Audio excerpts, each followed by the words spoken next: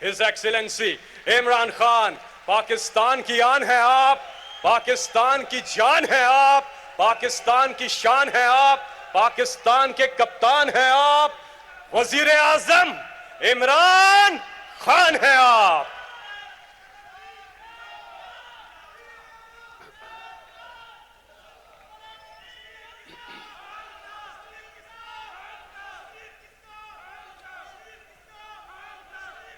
بسم اللہ الرحمن الرحیم، ایاک نعبد و ایاک نستعین۔ میں آج اس کو ایک بڑا اعزاز سمجھتا ہوں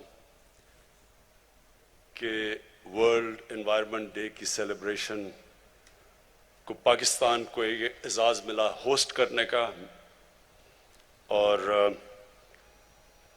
میں اپنے ملک کے لیے خوش ہوں اس لیے کہ بڑی جلدی ہمارا ملک ایک ورلڈ انوائرمنٹ کے میپ پہ آ گیا ہے کہ لوگ دنیا اب ریئلائز کرتی ہے کہ پاکستان وہ ملک ہے جو ان چند ملکوں میں سے ہے جو کہ فکر کرتا ہے اپنے آنے والی نسلوں کے لیے، اور لہٰذا آنے والی نسلوں کے لیے ایک بہتر جہان چھوڑنے کی جو وہ کوشش کر رہا ہے وہ اکنالج کی گئی ہیں، تو مجھے اس سے بھی بڑی خوشی ہے۔ میں اپنی قوم کے لیے، پاکستانیوں کے لیے، مسلمانوں کے لیے جو حدیث ہے نبی صلی اللہ علیہ وسلم کی، یہ بڑا ضروری ہے ہم سب کو سمجھنا، کیونکہ وہ دنیا کی تاریخ میں کبھی بھی ایسا لیڈر نہ آیا تھا نہ آئے گا۔ تو انہوں نے کہا کہ اگلی دنیا کے لیے ایسے جیو کہ تم نے کل مر جانا ہے، اپنے اعمال اتنے اچھے کرو کہ تمہیں سارا فکر ہونا چاہیے کہ تمہیں ایک دن اللہ کو جواب دینا ہے، تو اس طرح کرو کہ تم آج سے اپنے اعمال ٹھیک کرو۔ لیکن دوسری دنیا کے لیے، اس دنیا کے لیے ایسے جیو کہ آپ نے 1000 سال زندہ رہنا ہے، یعنی جو بھی آج اس دنیا پہ آپ کر رہے ہیں اس کا امپیکٹ آنے والی نسلوں پہ کیا ہوگا، آپ کو مسلسل سوچنا چاہیے۔ اور ایک قرآن کی آیت ہے کہ میری زمین پہ نکل کے دیکھو کہ کتنی قومیں میں نے برباد کی جو میرے حکم پہ نہیں چلی۔ تو یہ اللہ کا حکم ہے کہ آپ کی جب اللہ کی زمین پہ آپ قدم رکھتے ہیں تو آپ کو فکر کرنی چاہیے کہ آپ جو بھی اس کی زمین پہ جو بھی ایکٹیویٹی کر رہے ہیں اس کا آگے آنے والی جنریشن کے اوپر کیا اثر پڑے گا۔ بدقسمتی سے نہ دنیا میں اس کے اوپر توجہ دی گئی، کئی ملکوں نے دنیا میں بڑی توجہ دی شروع سے۔ میں یہ ضرور کہوں گا کہ میں نے کئی دنیا کے ایسے ملک دیکھے ہیں جدھر شروع سے ہی ان کے اندر ایک احساس تھا کہ ہم نے اپنی انوائرمنٹ کا دھیان رکھنا ہے، لیکن کئی ملکوں کو اس چیز کی بالکل فکر نہیں ہوئی۔ ہمارا ملک بھی ان میں سے ایک ہے۔ آپ یہ سوچیں کہ جب سے پاکستان بنا ہے، میں اسیس کر رہا تھا 2000 جب ہم نے 1 ارب درخت لگانے کا فیصلہ کیا پختونخوا میں، جب ہماری گورنمنٹ آئی 2013 میں، تو ساری ہماری تاریخ میں 64 کروڑ درخت لگائے گئے تھے۔ جتنی بھی ہماری فارسٹ ڈپارٹمنٹس تھی، ٹوٹل درخت ہم نے 64 کروڑ لگائے تھے۔ تو ہم نے 5 سالوں کے اندر 1 ارب درخت لگایا پختونخوا میں۔ لیکن یہی نہیں تکلیف دہ چیز، جو پرانے ہمارے جنگل تھے، جو بچپن میں جایا کرتا تھا، مجھے میرے کزن میرے بڑے لے کے جایا کرتے تھے، چھانگا مانگا کا بڑا جنگل ہوتا تھا، کندیاں کا میاں والی میں بڑا جنگل تھا، چیچا وطنی میں، دیپال پور، یہ سارے جنگل پرانے بنے ہوئے تھے، انگریزوں کے بنائے ہوئے۔ تو ہمارے دیکھتے دیکھتے یہ جنگل تباہ ہونے شروع ہوئے، اور جنگلوں کے اندر بڑے درخت کٹ گئے، انکروچمنٹ ہو گئی، ان کی زمینوں کے اوپر لوگوں نے قبضے کر لیے۔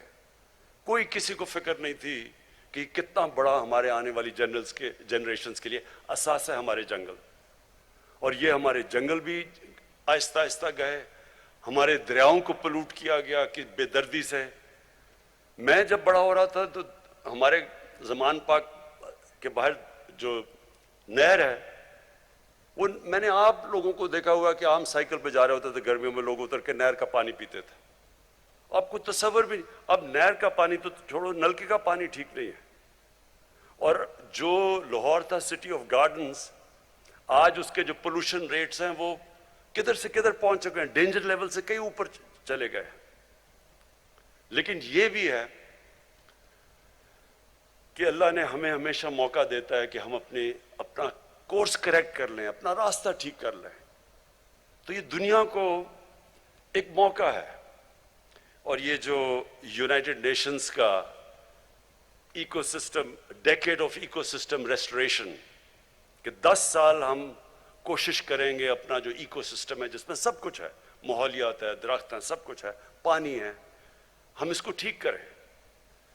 یہ یاد رکھا کہ اللہ ہمیں ہمیشہ موقع دیتا ہے کیونکہ وہ رحمان اور رحیم ہے, معاف کرنے والا خدا ہے. وہ ہمیشہ آپ کو راستہ دیتا ہے کہ ٹھیک ہے, اپنا راستہ ٹھیک کرو. ہمارے لیے یہ موقع ہے, یہ 10 سال. یہ 10 سال میں دنیا نے اپنا کورس کریکٹ کرنا ہے. جو ایک مقابلہ چل رہا ہے دنیا میں, ایک طرف ہے ہوس, گریڈ, دوسری طرف ہے انسانیت. اس کا بیلنس ہونا چاہیے. جب یہ بیلنس کھو جاتا ہے, جب کنزیومرزم, کنزمپشن, گریڈ اس لیول پہ پہنچ جاتی ہے, اس کا ہمیشہ منفی اثرات انسانیت کو فیس کرنے پڑتے ہیں. یہ جو بھی بورس جانسن نے کہا, وہ جو ویڈیو میں تھوڑی سی آواز کی سمجھ آئی, پتہ نہیں کیا وجہ تھی, لیکن اس نے کیا کہا, اس نے بھی یہی بات کی کہ ہم اگر اپنی ماحولیات کا, ایکو سسٹم کا دھیان نہیں رکھیں گے, اس کے اثرات ہیں, انسانیت کو اس کی بڑی بھاری قیمت دینی پڑے گی. تو جو ہم کر رہے ہیں, میں ذرا بریفلی آپ کو بتا دوں ہم کیا کر سکتے ہیں. پاکستان کا تو جو یہ کاربن ایمیشنز کے اندر جو ہماری جو کنٹریبیوشن ہے وہ منسکیول ہے, نہ ہونے کے برابر ہے, 1% سے بھی نیچے ہے. ہماری 22 کروڑ آبادی ہے, لیکن ہماری 1% سے بھی کم کاربن ڈائی آکسائڈ ایمیشنز میں ہمارا رول ہے. اس کے باوجود ہم نے فیصلہ کیا کہ ہم اپنے ملک کے اندر کوشش کریں گے کہ ہم جو بھی ہم کر سکتے ہیں, ہم یہ جو گلوبل وارمنگ ہے جس کے منفی اثرات ہیں, جو سب سے بڑی بات کی جو یونائٹڈ نیشنز کے سیکرٹری جنرل نے, کہ پانی کا بہت بڑا ایشو آنے والا ہے دنیا میں. ابھی سے ہمارے صوبے آپس میں کہتے ہیں کہ جی ہمارا پانی چوری ہو گیا, یہ کہتا ہمیں کم پانی مل رہا ہے. تو یہ آگے جا کے اگر ہم اب سے اس کی تیاری نہیں کریں گے, اس کے بہت بڑے برے اثرات آگے جانے لگے ہیں. کئی ہم کنٹرول کر سکتے ہیں, کئی جب تک دنیا اس کے اندر ایکشن نہیں لیتی تو پھر بھی ہم اتنا زیادہ ہماری جتنی بھی ایفرٹ ہے اس کا کم اثر ہوگا. یہ یاد رکھیں کہ جو پاکستان, میں بار بار کہتا ہوں کہ ہمارا 80% پانی دریاؤں میں گلیشیئر سے آتا ہے, اور ہمارے جو گلیشیئرز ہیں یہ متاثر ہو رہے ہیں گلوبل وارمنگ کی وجہ سے. اور اس سے آگے جا کے ہم تو جتنا کریں گے, اور وہ ہمیں کرنا چاہیے, انسان کو اپنی پوری کوشش کرنی چاہیے, پھر اللہ پہ چھوڑ دیں. لیکن دنیا کو بھی اگر اس کے اوپر جو کاربن ایمیشنز کے اوپر جو ٹارگٹ سیٹ کیے ہوئے ہیں, وہ ابھی سے اس کے اوپر کام نہ کیا گیا.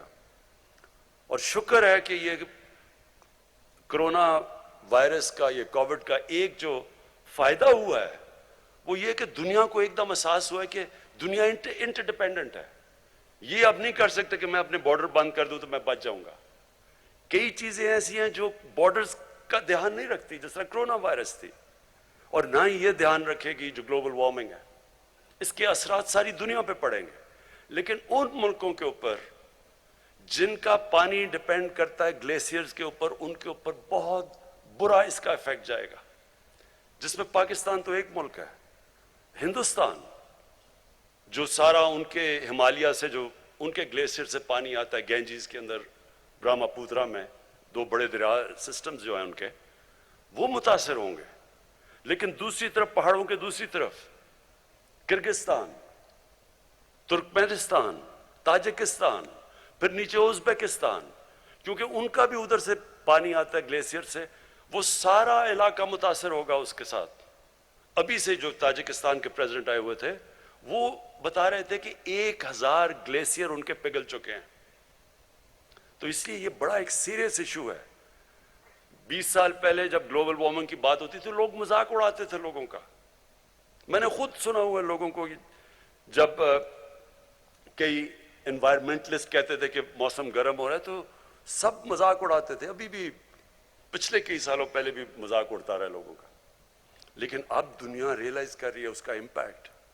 جو کلائمیٹ چینج ہے, جو مثلا فلپینز, ان کے پریزیڈنٹ کہیں ملے تھے بیجنگ میں, تو وہ ان کا تو ملک میں ہر دوسرے دن نہ کوئی سائیکلون آ رہا ہے, کوئی ٹائفون آ رہا ہے, ہریکینز آ رہی ہیں. تو جو نقصانات اب اس کے اور کئی اور ملک فیس کر رہے ہیں. یہ جو کلائمیٹ, یہ جو انپریڈکٹیبل موسم ہے یہ کلائمیٹ چینج کی وجہ سے. تو لہٰذا پہلے تو ہم کیا کر سکتے ہیں؟ پہلے تو ہمیں خود, اگر دنیا نہیں کرتی تو کیا ہم نے کچھ نہیں کرنا؟ نہیں, پاکستان نے, اور اللہ کا شکر ہے کہ اکنالج بھی کیا کہ جو پاکستان نے اب تک کیا. ہم نے آگے کیا کرنا ہے؟ ہم نے اب تک 1 ارب درخت لگائے پختونخوا میں پہلے, اور اس کے لیے میں خاص طور پہ اپنے فارسٹ گارڈ جو یہاں بیٹھے ہوئے ہیں ان کو خراج تحسین پیش کرنا چاہتا ہوں. لوگوں کو اس چیز کا اندازہ نہیں کہ جو ٹمبر مافیا جس نے تباہی کی, جس نے کئی ہمارے پختونخوا کے اندر اور ناردرن ایریاز میں جنگلات ختم کر کے رکھ دیے. کاراکورم ہائی وے پہ ایک دفعہ میں 25 سال پہلے آ رہا تھا, کوئی 50 سال تک 50 کلومیٹر تک درخت کٹے ہوئے پڑے ہوئے تھے. تو یہ ٹمبر مافیا اتنا طاقتور تھا, کوئی پولیٹیشین اسے کچھ نہیں کرتا تھا.